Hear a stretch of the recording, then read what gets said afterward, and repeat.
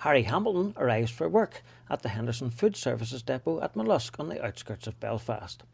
For the past year he's been employed as a sales rep with the company, travelling around much of Northern Ireland.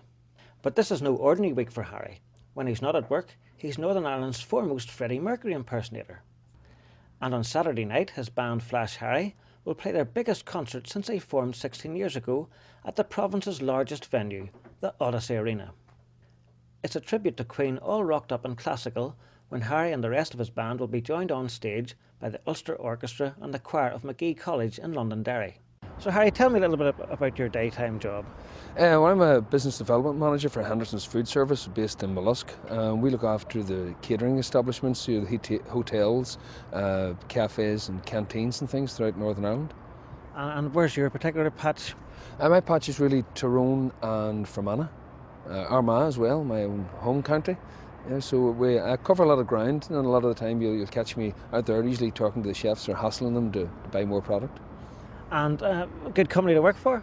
Yeah, great company to work for. I mean, they're fairly flexible, and they've been very, very good to me over the last year, given my extracurricular activities.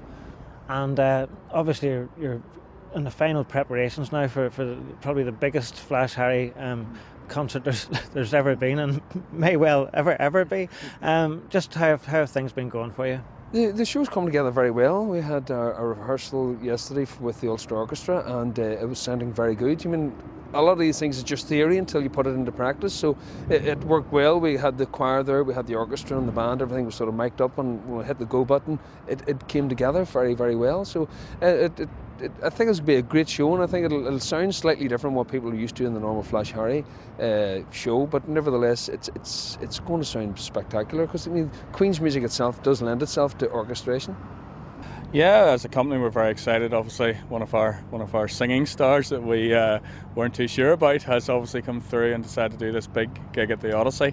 Half the company's going to it, so it'll be great to cheer Harry on. I don't know whether Harry's that happy that half the company are going to it for the abuse that he'll probably receive, but yes, very, very excited and looking forward to it.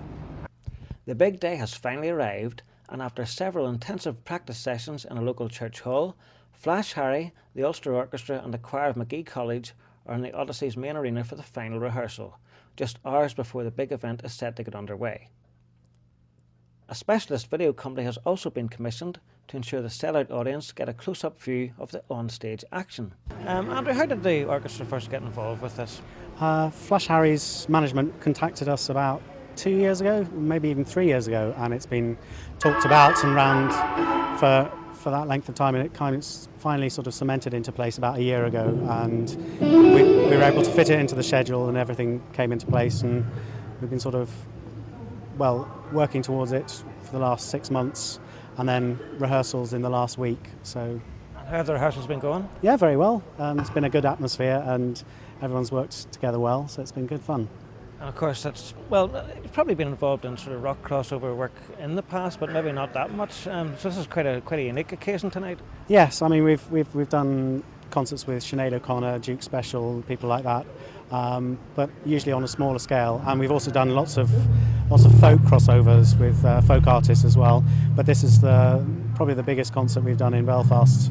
Apart from maybe the Prom in the Park kind of events, the outdoor events that we do, but it's certainly the biggest indoor audience we've had in Belfast for a few Sacred Queen fans amongst members of the orchestra, do you think? Oh, absolutely. I mean, ever since this came into the schedule, people have been talking about it and looking forward to it, and wanting to get tickets, which are very hard to come by.